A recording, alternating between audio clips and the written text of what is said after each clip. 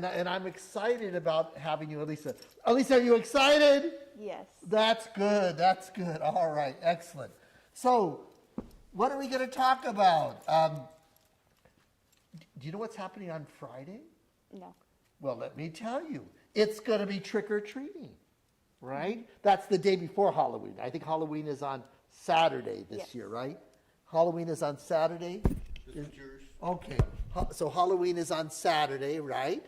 And so, so on Friday, the school kids and anybody else, by the way, can come and do trick or treating in the cars. All right, so that's on Friday, and then Saturday. Have you ever been to a drive-in theater? No. No. Well, you know, because you're too young. What happened is in the old days, especially in California, but even Texas because it's warm, you'd have this huge movie screen outside, huge, huge, huge, huge. And then you would just drive up in your car. And bad people, what they do is they put a whole bunch of people in the trunks to get in for free. But that was the other people, not me. You know, so we're going to have a drive-in theater here, and the city's going to sponsor it. And so there'll be a big screen outside, and in the parking lot, you know, the families will be able to be in their cars, and they're going to see the movie Coco. All right, so that's good. And you are going to, you have to choose now. Is it number 1, 2, 3, 4, 5, or 6? All right, Lisa, the energy. It'd be great to have some kids coming. You know, and again, we're socially distant. You know, it's better than just sitting around doing nothing at home, right? Mm-hmm. All right, Elisa. All right. So it's 6 and 2. Right, make it happen. So you move it. No, that's 2. This is 2, so there's 2 and 6. Oh. All right, okay. We're living and learning here. 2 and 6, all right. 6 and 2 again. All right, so that's 2, good, good, good. And number 6, that's the last one. Ooh, you got it, oh my gosh. All right, the tension is on, the stress is on. Now, you're a 7th grader, mm-hmm. and you're at St. Paul's. Are the most of your kids that are in your class, are they online at home or are they in the classroom? A lot of people are online, but a lot of people are coming back to school because it's kind of difficult for online, but some people get through it. Yeah, so you're saying that, you know, that they're getting back in face-to-face, and it's kind of boring to be at home, isn't it? A little. A little. But again, it could be exciting. I don't know. All right. 4 and 1. So that's number 1. And that was 1, 2, 3, 4. All right. So that's good. So you got. So how many kids do we have in 7th grade? Do you think? You may not have the exact number. I should. 13. 13. That's not bad for 7th graders. And so a good number at home and a good number are in the classroom. That's good. All right. Woo! 4 and 3. So that's 1. This is 2, right? Yes. So that's 3. 3 and 4. All righty. So to be a 7th grader. So now, how's it to have a little brother? How many girls are in the family? Me and 4 girls. Yeah. 4 girls. And then all of a sudden you got a little brother. And he's like in 2nd grade maybe or 1st grade? In kinder. In kinder. Oh my goodness. So wasn't that of a shocker off all these girls and all of a sudden you got a boy, huh? Is he a good brother? Sometimes. Sometimes! That's the way all brothers are. That's what my sister said. Because I had 3 sisters. See, and I was the youngest. So I can relate to your brother. I had 3 older sisters and then me. 4 and 1. So 1 and that's 4, yeah. So I was visiting your neighbor and that was about 3 or 4 months ago and you had a big slide for somebody's birthday. Do you remember that? I think it was mine or Lena's. Okay, so because I saw that. I was visiting your neighbor. We had a nice dinner there. And then all of a sudden I saw you guys in this big slide. Oh, I tell you, good deal. Okay, 4 and 6. You got it. And 6, I'll tell you. So that's interesting. So we know we're going to do Halloween. We know we're going to do the movie night. We know that the kids are coming back to school. Anything else exciting going on? No. Nothing. You might as well be an old person like me. I'm just kidding you. All right, 3 and 6. Good. Yeah, that's good. No, so what other things that are exciting happening? Do you notice that we're the place of the they're voting right now? Yes. And that's kind of exciting. We and I think we're open until 10. Yeah, I saw it on the board. Is it? Yeah. So we're open, and so that's interesting. So we're doing it for 3 weeks, I think. My goodness. 5 and 2. Okay, finally now. So now, what do you think of this cold weather? It's new. It's new. It's something different, because we're so used to the hot weather. But again, I lived in Europe for many years, so this is one of my European coats. So I get an excuse, to get a little dressed up here. I think it's an Austrian coat. So double 5. Good, excellent. All righty. Okay, so I can remember here. All right, so that's good. 1 and 3. Is it this one? I think that's 4. It's easy to get confused because we don't have our lines. We have another table we usually use, but they're using it for voting. God love you. All righty. 6 and 1. All righty. So now, do you ever go to Junior Spies? Yes. So what was the last time you got together with Junior Spies? Like last Sunday or this Sunday? Yeah, and what did you do? We had our Halloween party. Oh, did everybody behave? Yes. That's good, of course. So and I hear that every time Junior Spies gets together, Deacon Carl cooks something, doesn't he? Did you have food? We had pizza. Pizza, okay, well, either paid for it or made it, huh? Good, because sometimes I'll hear about Deacon Carl doing a barbecue or something. That's good. Double 2s. So that's good. So you had pizza. And so what do saints like you do on a Halloween party in a youth center? What did you guys do? Any games? Yeah, we did some games. We made like a little ghost with a lollipop and some tissues. And like a little string. And then we got all dressed up like for our costumes. Yeah. And then we had a contest who had the best costume and like who's scariest, who's the most original, and like second, third, and first place. God love you. I love it. Because it's important to get together, isn't it? Mm-hmm. We're made to have friends, and when people are staying at home all the time, it can kind of get on your nerves. 6 and 2. There's 6 and 2. So that's interesting. So you did Junior Spies. That's good. All right. 2 and 1. All right. We have one. We'll do one more for this. That's good. So that's more exciting. And so we know it's Halloween and all that kind of stuff. And you know what's going to happen on, I think it's Thursday, we do our school mass.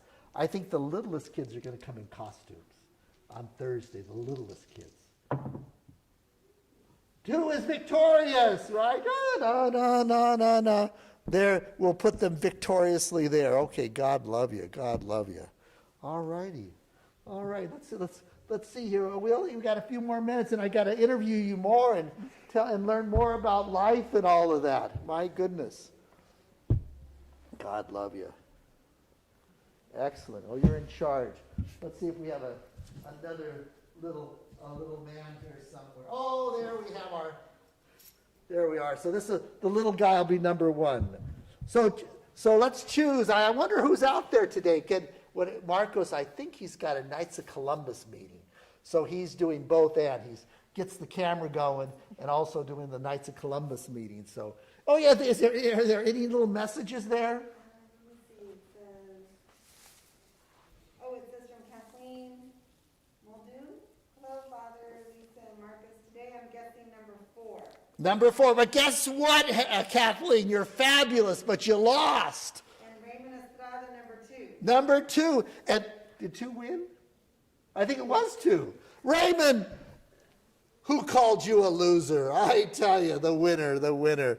All right, so now think again. Is it 1, 2, 3, 4, 5, or 6? All right, good deal.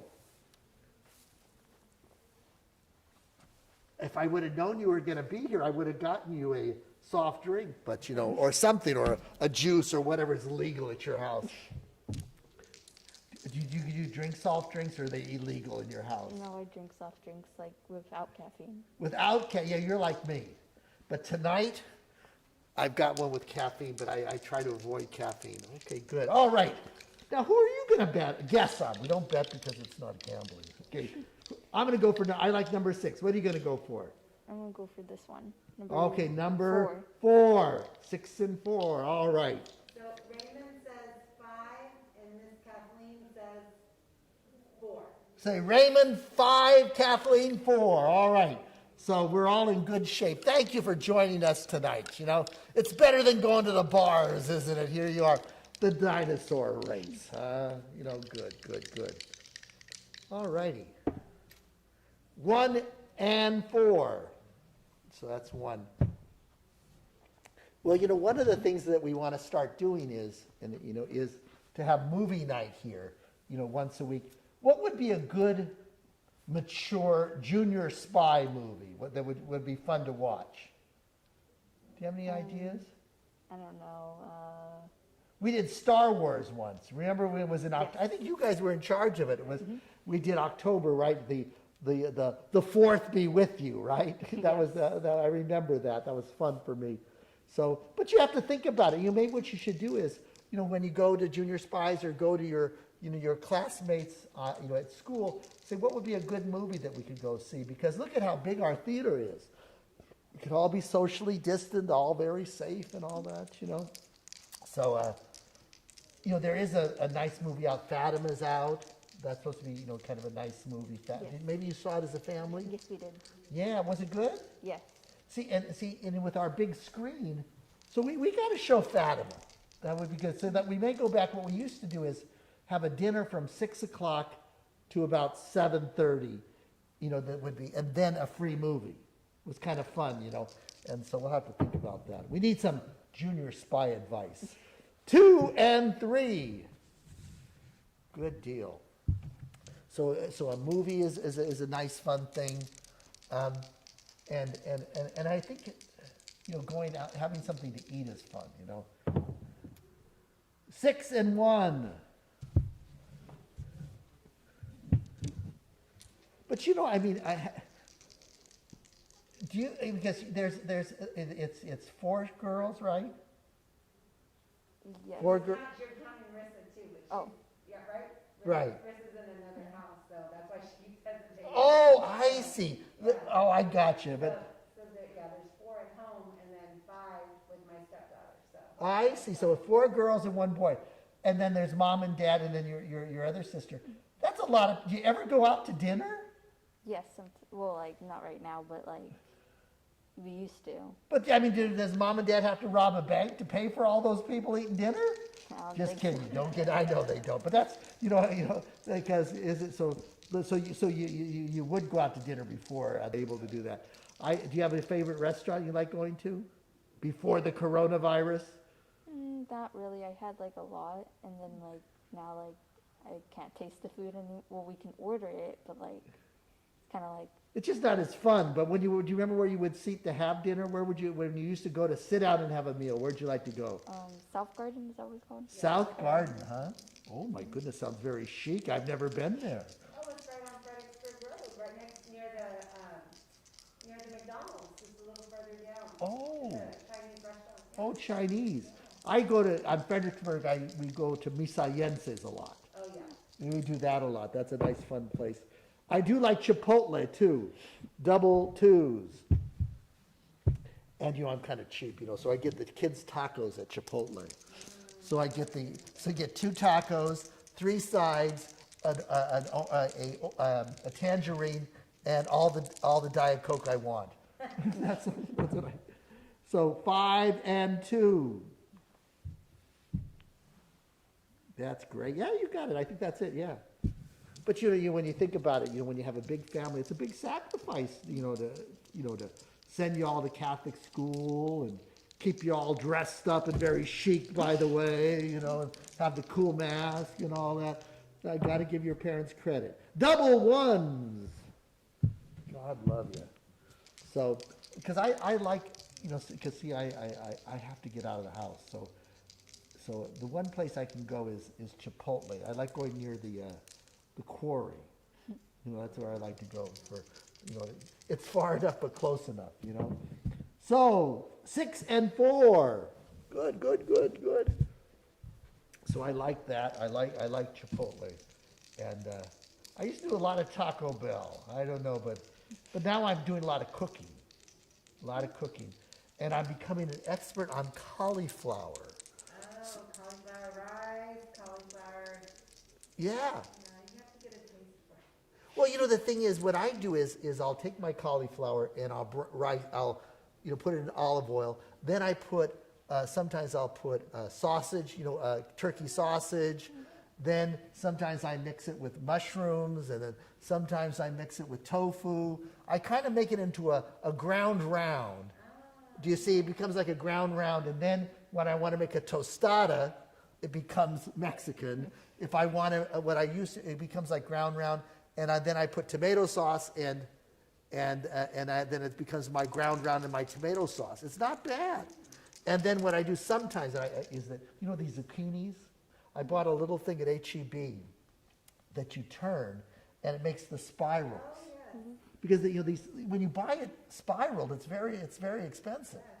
But no, they have these little machines. They're not too expensive, and it's really quick, and it creates the spiral. But then lately, I hate to say it, I've been eating more carbs. In the last 3 weeks, I've been under a lot of stress, dear. You don't know how hard it is to be a 7th grader, but it's harder to be a pastor. All right? 6 and 5. Because, sometimes, we eat things we shouldn't, not that they're not like awful things, but I've learned this, is it Dave's bread? It's Dave's Rockin' Bread or Dave's, it's one of these breads that's got all the wheat and the, and the seeds and everything. So I can't remember what it's called. Dave's bread. It's always on the bottom. When you go to your H-E-B, it's on the, it's low. One of those. A friend of mine, I was trying to convince her. She bought it, and her husband was with her, and he just thought it was way too expensive. Yeah. So he refuses to eat the bread. So he's got the loaf for 99 cents, and she's got the expensive one. But it's almost like dessert. Okay, 5 and 2. You're good. Yeah, good. So I'm trying to eat better. So I've been cooking more. 4 and 3. Now, does a mature 7th grader learn how to cook much, or you don't cook? Is it because there's no time, or because mom is so fabulous, or someone else likes to do it, or are you just like a lazy kid? Why don't you cook? You don't have to go to confession, dear. You could say, Father, it's none of your business. So, did you just haven't had a chance to cook, or what? Oh, like sometimes I make ramen noodle. I don't think it's very cooking. Yes. Ramen noodle, but that's about it. Right. But again, it's one of those things. It's to kind of learn how to do it little by little. But again, you got. It'd be so complicated with all those kids and everybody. I don't know how you all do it. Who usually cooks then? Mom! Woo! What is your favorite thing to cook, Miss Mayorga? I don't like cooking. I don't know. It's So a chore. It's a chore. I love it. It's funny, Father, how sometimes as the parent, you think about making these elaborate meals. Right. And it's so much work, and they're like, eh. And then sometimes you just throw something together because you're like, whatever, and they love it. They love it. And so recently I got ground turkey, and I put a bunch of spices, and then we had some romaine lettuce Right. instead of eating tacos. Right. They were lettuce tacos. And Right. They loved them. I was so shocked. Oh, I know. It's hard to please kids, huh? I was shocked. I love it. So yeah, they were like, instead of a taco shell, you use the romaine lettuce, yeah. With It's good. turkey and onions and Yeah. celery and a bunch of salt and pepper, a lot of pepper, they like pepper. And I Good. made turkey, like just tacos with romaine lettuce with a little bit of rice, just a little bit of white rice to give a little bit more. Nobody appreciates Mom, And I though. do that together and like, we had leftover rice from Chinese and I had, I love it. was just throw it together and. You I made was it happen. shocked. They love it, so. Well, I have a housemate living with me now, Father Peter McKenna. Father, is he 95 or I think so. something like that? My goodness. So so when before I go shopping, I want to be sure, he's there. So it was cute, So I bought him a lot of frozen foods, So this was his idea. So he had to go here celebrate Mass at 5:30. So he wanted to defrost the little frozen food thing. So he was so proud of himself. He put it in a plastic bag and put it outside and let the sun warm it up. So when he would come back, it would be more thawed. So when it would cook more quickly, I had to give him credit. Oh, we're 2 bachelors, 6 and a 2. Okay, great. We're two bachelors, I tell you. But he's a nice company. I'll tell you, he's Mr. Wisdom. It's Mr. Wisdom or Father Wisdom to you. Miss Roberta Mobley, she's a parent at the school for Robert's mom. Yeah. It's called Dave's Killer Bread. Exactly, Dave Killer Bread. So I'm not wrong, Roberta. It's a great bread. I mean, it's like you feel like you're really. So like today, I took some tuna that was in water, but then I didn't use mayonnaise, but I used olive oil, and put a little garlic on it, and did it, and then and the bread is just great. I'm gonna have to look it up. Yeah. I mean, is it like the Ezekiel bread that you get in the frozen section that has all the everything in it? Have you ever had Ezekiel? I heard about that. So it's one of those high level breads. Okay. God love you. Thank you, Roberta. Dave's Killer Bread. I'm gonna have to look that up. And the funny thing is, as a priest, you meet everybody at HEB. That's the place to be. That's where you get to see everybody. All right. 1 and 5. Okay, good deal. So, no, I love it, Roberta. Thank you. 4 and 1. All righty. So, Roberta, I love that. Dave's Killer Bread. And double ones. Okay, victory. All righty. Okay, excellent. No one, so which one won? 1-1. 1-1, no one, did anybody pick one? Guess not. No, nope. Well, dear, we have now a commercial break. So we kind of have a kids thing here. And then when we have something that's called the dinosaur race. And then what we're doing is we do the saints or the holy people who are trying to get to heaven. So we do the same thing. But what's happening here, kiddos, our 7th grader is giving you a commercial message that hopefully next week, Mark Lyons will have the 7th graders here, right? And what you've been doing is you've been working on the apostles, I think, right? You have on the apostles. And so what we do is you're going to create little cards, I think, with the little history of the card of each apostle. And so every time one of the apostles moves closer to God's house, that's the destination. We'll read one of your cards that you or one of your 7th graders have read about the story of that person. All right, so that's good. So all right, so good deal. So, Mom, is it time to go home? It is, I was looking up Dave's Killer Bread and there's two here to choose from. Well, this is what the story is. What's the difference? The difference is that it's one is a thinner slice smaller. Oh. And what happens is to buy both, because then, when you just want a little bit of bread, it's easier, so if I want just a small sandwich or whatever, but so one just has less bread. Less temptation. Well, yeah, it's good, but it's good because now when you're young, who cares, right? But I'm in November, I'll be 64 years old. I know I don't look it. I thank you for saying that. But you got to watch your carbs because, we gain a lot of weight as we get older. So you're going to, let me just explain here. So we have all of these people here. So when you do it, when you explain it to your 7th graders, so we have a woman named Kiara Lubick. She's a woman who founded a nice movement that tries to love everybody no matter what religion.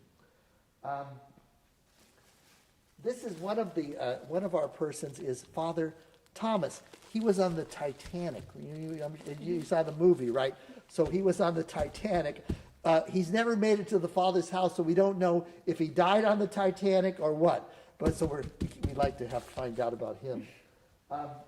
This is a nice lady here.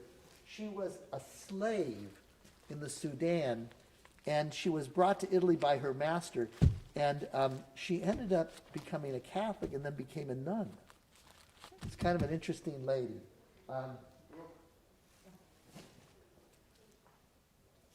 Pierre Toussaint, I can't remember what he's famous for. Oh no, we're on Peter Claver, right? I think Peter Claver.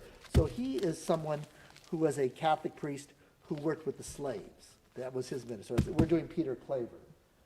And then here, the other was at 6. 1, 2, 3, 4, 5. And then number 6 is Father Maximilian Kolbe. He's somebody who was a Franciscan, and he died in the concentration camps. And what happened was there was a married man who was going to be killed in retaliation. And so he begged the soldiers not to kill him because he had a family. And Father Maximilian Kolbe said, I'll take your place. And he died. And then, and this is kind of and this woman, and again, it's a hard topic for a little kid to talk about, but this lovely lady, Vicky Thorne, she works with women and men who had made a choice, about abortion. And so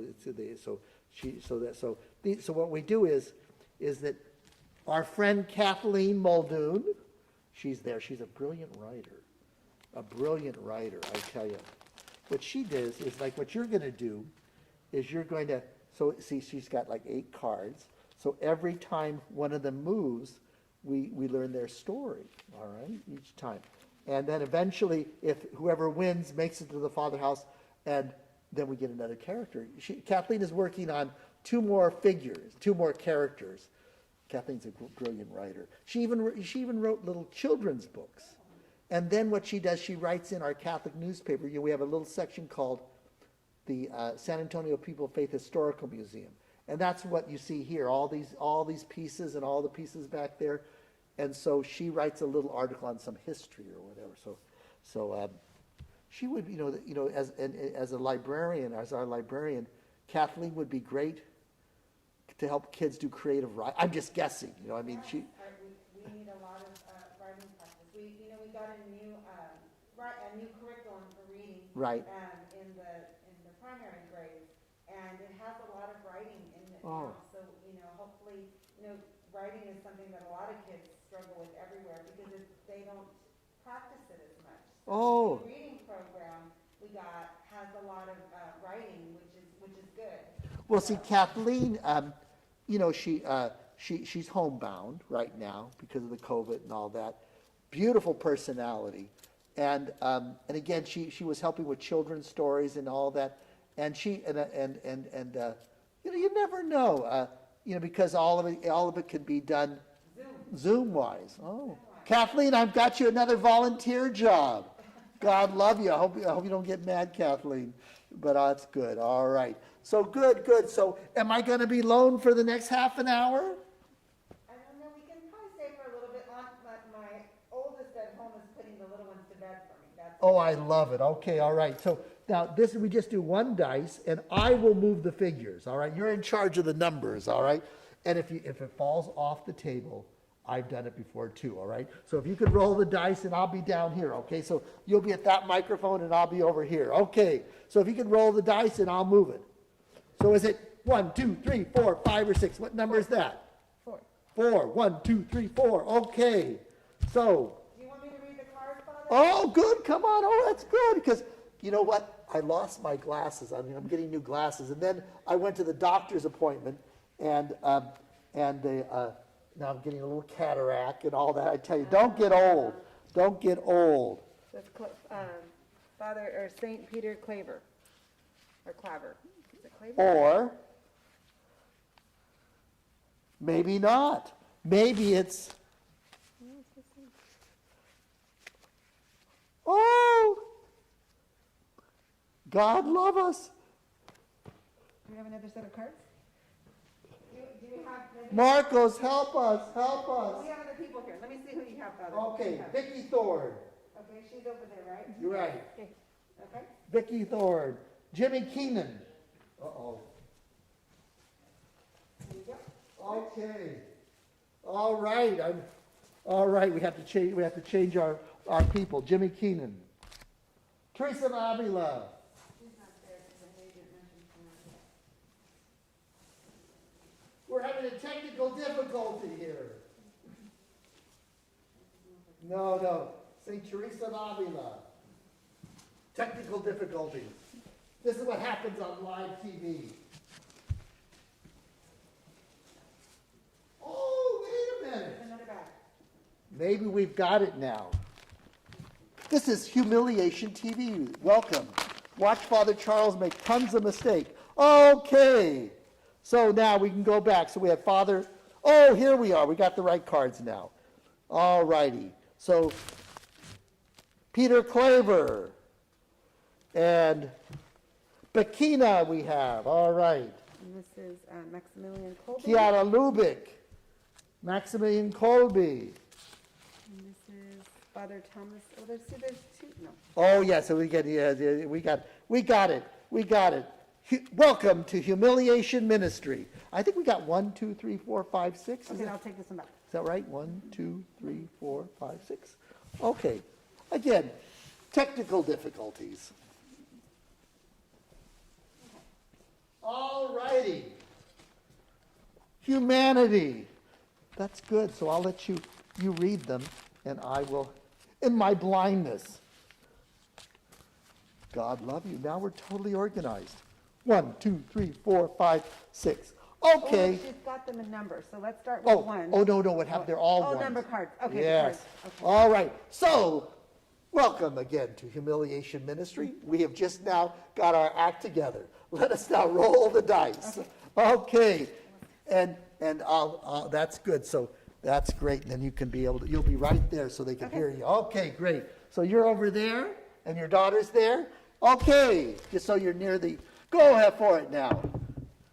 Number 3. Who's number 3? Jimmy Kinnan. Do I have Jimmy Kinnan? All right. Okay, read loudly. And Jimmy just- Kinnan was born into a Catholic family in Scotland in 1911. When he was 7 years old, he befriended the town alcoholic. One day he found his friend drunk and beaten, and Jimmy ran for help. Weeks later, Jimmy's mother took him to visit the man who was now institutionalized in a wheelchair and incoherent. Jimmy vowed that he would help such people when he grew up. All right, Jimmy Kinnan. But then he got himself in trouble himself. Who hasn't? Okay, kiddo, let's make it happen. I can feel the excitement now. Number 2. And that's Bakina. There we are, Josephine.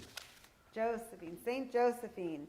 The girl who came to be known as Bakita was born in 1869 in Darfur, now part of Western Sudan.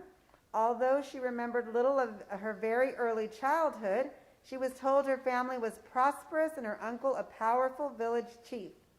At about age 7, she was abducted by Arab slave traders and would never see her family again. Can you imagine, your little brother's not 7 yet? So he's in kindergarten. Can you imagine? I mean, people are cruel, aren't they? All right, keep going. 3. 1, 2, 3, right? Oh, Kinnan again. Kinnan again. Dun, dun, dun, dun, dun. Here we go. Do you feel the excitement? Yes. Okay, I love it. In the early 1920s, the Kinnan family moved to the United States and settled in Philadelphia. Jimmy attended a private prep school where he began studying for what he felt was a call to the priesthood. But while in school, he became addicted to alcohol and pills. I lasted there 3 years, he said. I stole all the altar wine I could get my hands on. This was a kind of a school joke that altar servers sometimes, before your time, because all altar servers now are saints, but they would steal the altar wine, I tell you. So again, but again. Now I get that joke. Yeah, exactly. All right, next one. Number one. Number one. Oh, Kiara Lubick, a great lady. Okay. Kiara Lubick moved Folklore, how do you say Focolare. Focolare headquarters to Rome. Oh, that's number 5. So Oh, I guess yeah, I we're should gonna find start- number 1. Well, you Okay. got it. So she was born in 1920 in Trento, a city in northern Italy.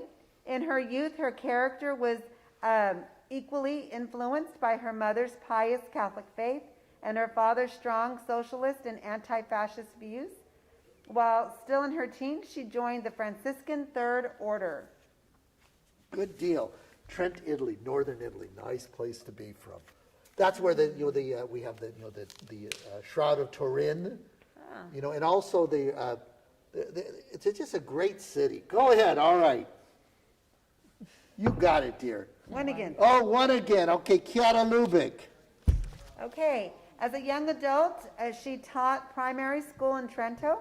In 1943, while World War II raged, she felt called to a deeper union with God, not through a religious order, but rather by privately consecrating her life to God, which she did with the help of her parish priest on December 7th of that year. She was a churchy little girl, all right? God love her. Number 4. We haven't had- 1, 2, 3, 4. Maximilian Okay, Father Kolbe. Colby. Thank you for making it exciting. I'd be boring. St. Maximilian Kolbe was born Raymond Kolbe in 1894 in Poland, which was then part of the Russian Empire. His entire life was shaped by a vision of the Virgin Mary he experienced one night when he was just 12 years old. In it, Mary offered him a white crown, meaning he would persevere in purity, or a red crown, meaning he would become a martyr. I said I would accept them both, he said. God love you. Sometimes I used to call a parish, it was called, it's American Martyrs in California. And I would call the secretary a couple times. I said, this is Monsignor Charles, comma, the American Martyr. Just a little joke there. I know it's not that funny, but wait until you're 64. Come on, let's roll it there. All right. Number 5. 1, 2, 3, 4. 5. Okay. Okay, so in the early 1970s, when Vicki Thorne met Bill, her husband-to-be, during Mass at the Exchange of Peace at the University of Minnesota's Newman Center, she never dreamed that she and Bill would one day be honored at the Vatican. Their ministry would begin in 1977 when Vicki became Respect Life Director for the Archdiocese of Milwaukee. Good Catholic woman. All right. Keep it going, Elizabeth. Number 3. 1, 2, 3, right? Yeah. Mm-hmm. Don't let me cheat, dear. All right. Jimmy Kinnon. Oh, he's ahead. After leaving school, Jimmy married his first wife, Agnes, and had 5 children with her. But his addictions to alcohol, and especially to mood and mind-altering substances, worsened and would continue until 1950. So he began to have troubles. All right. But who doesn't? Number 4. 1, 2, 3, 4. Father. Holy. Father. Okay. So, in 1910, Raymond and his brother joined the Conventual Franciscans. Raymond was given the name Mary to his name as a way of sealing his consecration to the Virgin Mary. So that that miraculous medal he really pushed a lot. Okay, keep going, dear. I can feel the energy, the excitement in all this. And thank you because I'm boring. Did I tell you I was 64 almost? Okay, Josephine. Okay. The slave traders made the child walk barefoot along with other captives some 600 miles to a slave market in El Obeid, then a city in what is now Central Sudan. During that grueling months-long journey, she was bought and sold twice. Had you ever thought how hard your life is as a 7th grader compared to this little girl who's made a slave? I'll tell you. I always have to remind myself my life isn't too bad. All right, continue. 1. Number 1, all right. Kiara Lubick. Okay. Feeling an urgency to further Christian humanity throughout the world in 1944, with the help of a group of young women who studied scripture with her, Chiari Lubick found a movement in Trento that she called the Focolari, meaning hearth. She hoped the movement would bring about a reassessment of the importance of laity, a return to scripture, a joyful liturgy, and an emphasis on the gospel message of love and unity. See, so what happens is this, during World War II, her city was, because it was heavily industrial, that was kind of, it was a very, a lot of factories, so it was being bombed. So her and her girlfriends and all the other citizens would have to hide in air raid shelters, again, fearful of the bombs. And so the strange thing is, as people are trying to kill her, these ladies are saying, we got to work on unity. And so she starts this movement, of unity, all over the world. And so, she works with Muslims, and she works with Hindus and Catholics and all different Christian denominations. So it's really weird that at a time when the whole world was destroying itself, World War II, you've studied that, that she says, well, we got to do something different. So I really like her. I lived in some place where she started her life. Okay, I got to get you home. All right. Number 6. All right. Peter Claver. All right. Okay. Oh, wait. Is that just the first one, right? Yeah, Okay, Peter so Claver. He's been a little bit slow Here here. we go. Typical guy, Peter Claver, Pedro Claver y Covero, was born in 1580 in Catalonia, Spain, into a prosperous farming family. His eventual life's work would be shaped by the decision King Ferdinand had made 70 years before Peter's birth to initiate a slave culture in Spain's colonies and territories. Okay, our theme is slavery here. Okay, all right. Number 2, and that's Paquita again, Josephine. Boy, the excitement is overcoming. Look, we've got a three-way tie. Three-way tie. The excitement is unbelievable. You could cut the excitement with a knife. It's so, well, maybe not. All right. In El Obeid, the slave traders named the girl Paquita, Arabic for lucky or fortunate. How can you be lucky or fortunate, right? Well, it explains it there. Okay. Keep going. They did this in the hope of boosting her sellability. Yes. I need glasses too. Along with the other captives, were forced to convert to Islam. Yeah. So I guess lucky in some sense. Right. But again, it was a marketing tool. All right.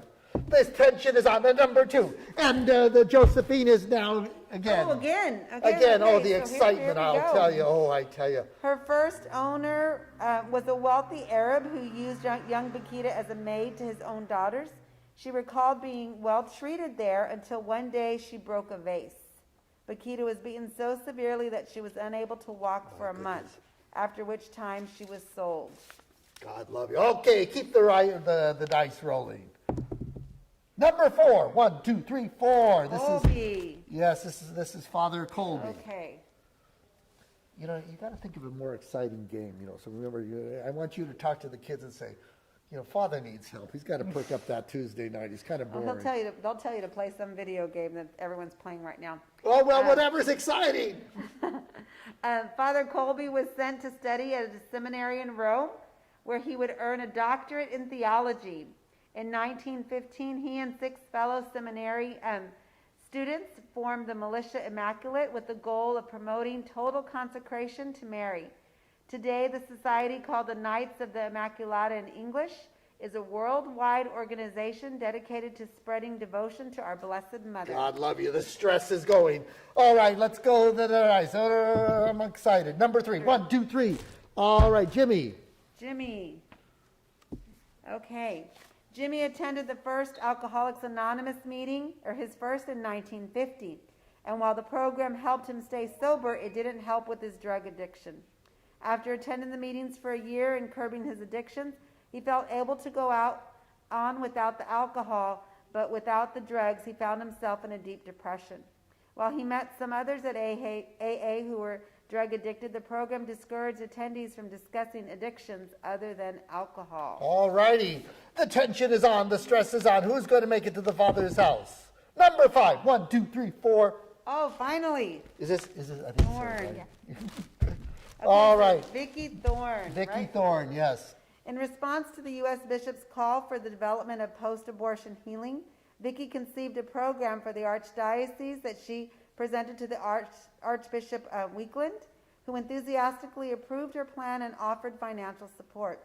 Vicki had a BA in psychology, but no training in post-abortion healing.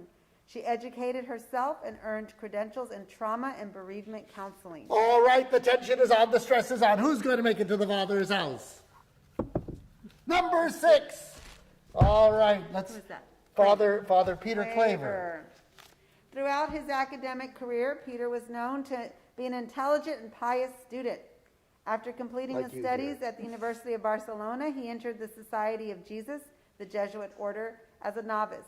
It was during this time that Peter was befriended by a lay brother, Alphonsus Rodriguez, now Saint Alphonsus, who shared a message from God that Peter would spend his life in service to the colonies of Spain. All righty. Let's go. The stress is on. Number 5. right. Is that this one too? Yes. All right. Toby. For Father Maximilian. I forgot to change the paper. All right, Don't Okay, worry. here we go. Welcome to Humiliation Ministry. All In right. 1918, Father Kolbe returned to Poland, which is now a newly independent country. He remained active in promoting the veneration of the Immaculate Virgin Mary and opposing communist movements. He suffered from tuberculosis. When able, he continued teaching at Krakow Seminary. In 1927, he founded a new conventual Franciscan monastery near Warsaw. Good deal. Keep going there. Number 6. Okay, Father Peter Claver. Okay. You won't even be able to sleep tonight. You're just so excited. You'll be on such a high from this. Go ahead. Okay, so Peter Claver volunteered to serve the Spanish colonies of Cartagena, or Yeah, Cartagena, I think. Granada, while he completed the required 6 years of study theology prior to his ordination. He became deeply troubled over the harsh treatment and deplorable living conditions of the black slaves who had been brought there from Africa. All right, kiddo. Number 1. Okay, Kiara Lubick. Okay. Using the motto that all may be one, the folklore grew at an astonishing rate. By the end of the 1960s, it reached every continent. Kiara Lubick remained the dynamic leader. Although she had begun the movement rooted in Catholicism, she had never intended it to be purely religious, but rather wanted its mission to influence political and social fields. Lubick felt in her heart that all to be one required nothing less than the unity of all mankind. Her vision so impressed leaders of the European Union that they established the economy of communion, an economic system that applied folklore's practice of sharing material goods as well as cross-party collaboration. This organization is made up of young people, men, women, but the rule is only a woman can be the president. So that's the rule, yeah. All right, go ahead there. Number 3, 1, 2, 3. So this is Jimmy again. Okay. The altar wine stealer. In 1953, he and others from AA who were drug addicted began holding their own separate meetings. They called their new group Narcotics Anonymous. With the permission of the Alcoholics Anonymous, the new group adapted the 12 steps to their organization. Jimmy Kennan changed step 1 to read powerless over addiction rather than powerless over alcohol. Again, The great gift here is that people are sometimes spiritually sick or psychologically sick. They're not sinners. You kind of lose control. I was just watching a thing on diabetes, and this one doctor said, overweight it's a physical illness. It's not like people are lazy and all that. So what we're learning from all this is that not to make a moral judgment, that it's kind of a genetic sickness versus you're lazy, you're no good. If you were a good guy, you'd stop drinking, or this. It's kind of we're all a little off our rockers. Okay, let's keep going. It's a nice way. Okay, number 6, Father Peter Claver again. Okay. So despite Pope Paul III's and Urban VIII's decrees prohibiting slavery, the trade flourished. Slave trade flourished. Claver worked with the Jesuit Father Alonso de Sandoval, who had served the slaves and learned their customs and languages. He mentored Father Peter Claver, who would carry on Father Alfonso's mission for the remainder of his life. Yeah. The kind of crazy thing about slavery, when slavery first started in some sense, it was kind of a blessing. Now, I'm going to explain why. Because the only way you became a slave wasn't because of your ethnic background. It wasn't because you were black or Hispanic or an Indian or whatever. It's because in war, you lost. And so you kind of had 2 choices. Kill the people you conquered, slaughter them, or they would become your slave. And so it was kind of like a legal thing, it's either like you get killed or you're a slave and all that. And then it became much more different. It was basically, Africans. But again, the original idea of slaves was, and I'm not promoting it. Yeah, right. It was just, it's either die or work for us. Yeah, exactly. All right. That's basically it. So again, that doesn't make it like moral, but it was a different animal. So like when we see in the Old Testament or New Testament, just accepting slavery, it was these people were legally defeated, and the bosses had had a right to tell them what to do. I'm not promoting it in any way, Yes. but it's just kind of a different view of things. That's how it started. It's the people who lost in war. Yeah. Okay, all right. Too much to know, isn't it? I'm bored. Number 5. 1, 2, 3. I think is this Vicky number 5? I think it is. We're just going to go for Vicky anyway. Okay. Here we Is go. that right? Vicki Thorne was motivated to design her program by the unrelenting emotional turmoil her friends suffered after she had an abortion. Vicki named the program Project Rachel, inspired by the scripture, Rachel mourns her children. She refuses to be consoled because her children are no more. And that's from Jeremiah 31:15. Good Catholic girl. Okay, great. Go ahead. Number 1, Kiara Lubick. Okay. So they moved the headquarters to Rome in 1948. There she helped establish branches for priests, religious, seminarians, and lay people in every walk of life. She also began instituting model towns meant to serve as laboratories for the reconstruction of society. Much like the communes that would spring up during the 60s, which advocated living in peace and harmony. Lubick enthusiastically nurtured the cause of ecumenism. She developed a particularly close rapport with the German Lutherans and Anglicans in the United Kingdom. She preached a message of universal brotherhood and mapped out a path of religious and civil holiness that could be adapted by anyone as a way of life. So I went to live near Florence for just 3 weeks, and I stayed with the priest. It's a nice. So we were priests from and seminarians from all over the world. Very nice, and it was fun. All right, more fun than this game. All right, number 2, Josephine. All right. Okay. You got to Over find the a way to next pick up 12 the game. years, So she it's would that's your be sold responsibility. over a dozen times. During that time, she forgot her birth name. She remembered being treated cruelly by most. The wife of one owner, particularly a Turkish general, not only beat her but also tortured tortured their slaves. In 1883, when Bakita was 15 years old, she was sold to Castillo Legani, the Italian vice consul of Sudan. He and his family treated her well, and when they were returning to Italy, she begged to go with them. So she gets to go to Italy now. Very chic. All right. Another 3-way tie. Number 6. 6. All right. And this is Father Peter Claver. Okay. While Father Alonso served the slaves where they worked, Father Peter went abroad. Aboard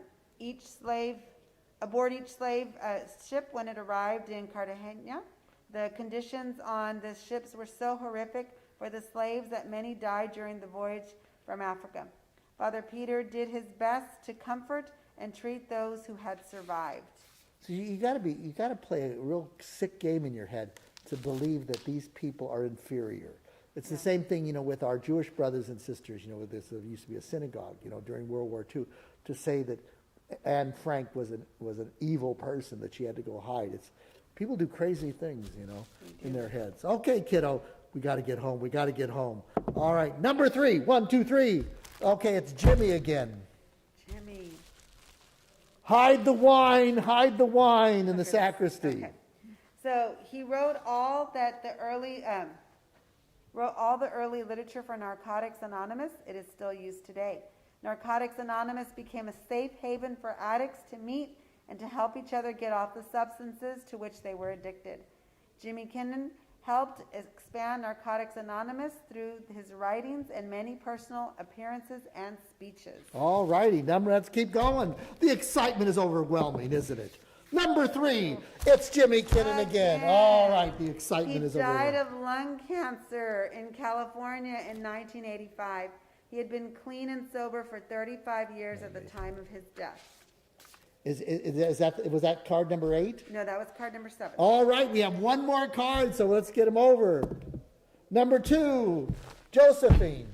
Can you handle this excitement? Have you had this much excitement in the last month? This is unbelievable. All righty. Eventually, Legani and his wife needed to relocate back to Sudan, and when they left to find suitable housing there, they left Bakita and their children in the care of the Canossian sisters in Venice. Right. The nuns taught Bakita about God. When it was time to go back to Sudan with the Leganis, Bakita refused to go. She felt called to join the convent. There, Legani took Bakita to court to reclaim their property. The court found that since slavery had actually been banned in Sudan before she was born, she could not have lawfully been a slave, and she was free. Isn't that nice to know the Italian government sided with her? Okay, well, let's keep going. The excitement is unbelievable. Number 4. 1, 2, 3, 4, right? Colby. Okay. From 1930 to 1933, Father Colby ministered in Asia, particularly in China and Japan. The monastery he found on a mountain in Japan would survive the atomic bomb blast resulting from the United States bombing of Nagasaki. He also founded a monastery in India. All right, one more, come on. Number 3. 1, 2, 3. Oh. Jimmy Kinnan is going to be victorious. What's the last line? Today, there are chapters of Narcotics Anonymous throughout the world. The fellowship attracts new members through public information and outreach. Their logo, designed by Jimmy Kinnan, promotes 5 pillars: strength and courage, friendship, peace and serenity, love, and God.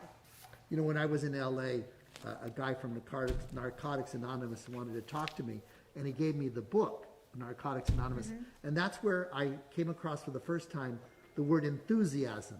It means in theos, in God. And I had never thought of that as in theology, but I read it from a narcotic. To be enthusiastic is to be with God, So that's good. So thank you for keeping us from being boring. All right? No, good. And thank you for reading, and thank you for bringing energy. And hopefully by next week, you're going to have maybe more 7th graders, and it'll be a race using the apostles. These are stories in which the kids have made the 8 cards for each apostle, and then each time they move, we're going to learn. So thank you very much. I wasn't as boring as usual because you were here. Thank you. Enjoy, everybody, all our friends. Bye-bye. Thank you.